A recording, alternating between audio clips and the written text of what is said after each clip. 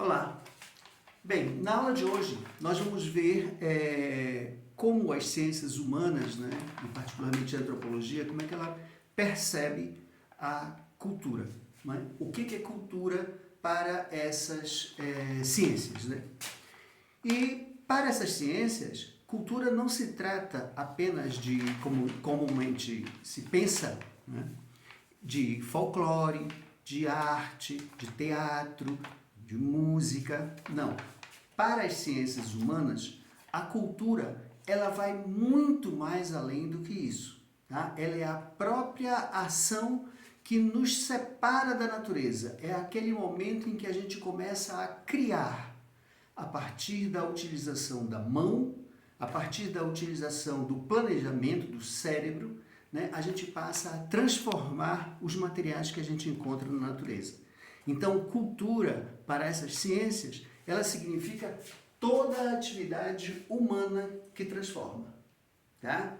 Então, reparem, no primeiro momento em que um ser humano ele pega um pedaço de pau, pega uma pedra, amarra esses dois e a transforma num machado, tanto para a caça quanto para a defesa, né? Quanto a defesa quanto o ataque, ele passa a produzir cultura, porque ele passa a utilizar a mão e passa a utilizar o planejamento. Essas duas coisas juntas, elas passam a ser chamadas de cultura humana, que é o que nos diferencia, né, em larga medida, de todos os outros animais. É essa possibilidade que a gente tem de utilizar os materiais que a gente encontra na natureza e transforma-os a nosso favor.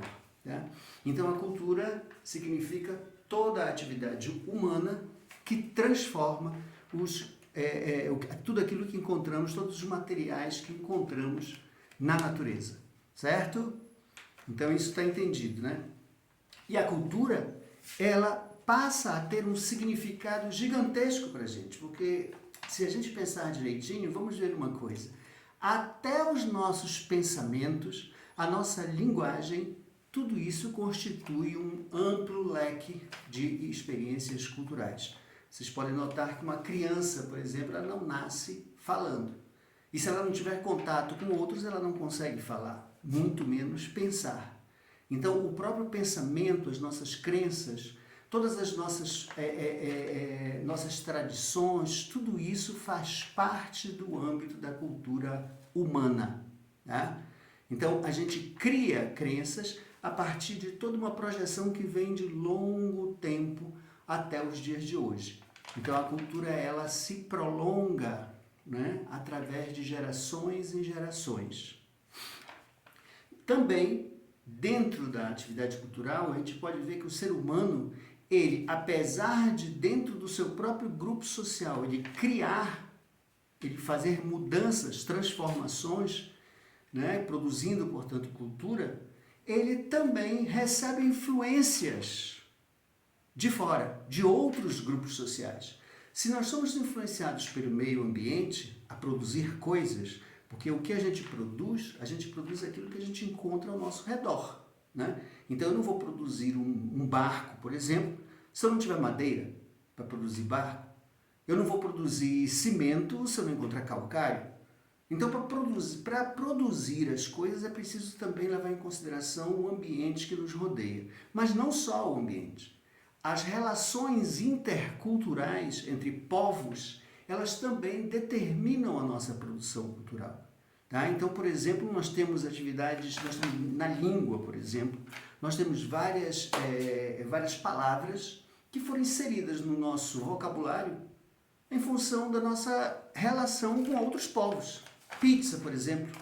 Pizza não é uma produção brasileira. Delivery é outra, né? E assim vai por milhares de palavras que vão se inserindo no vocabulário brasileiro a partir da nosso contato com outros povos. E principalmente a partir da globalização.